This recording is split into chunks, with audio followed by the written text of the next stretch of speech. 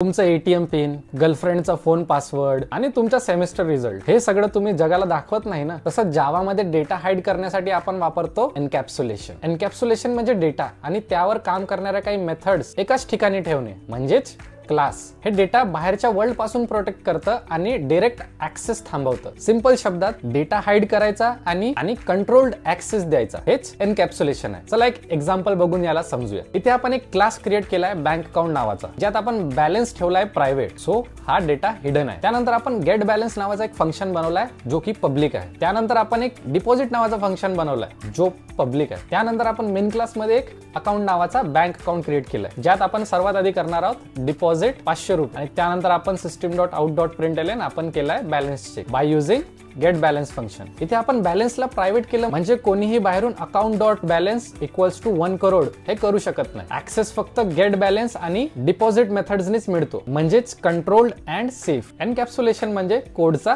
Helmet. बाहेरचे bugs तुमचा data फोडू शकत नाही. सो उद्या आपण शिकणार आहोत दुसरा pillar, that is inheritance. So miss करू नका.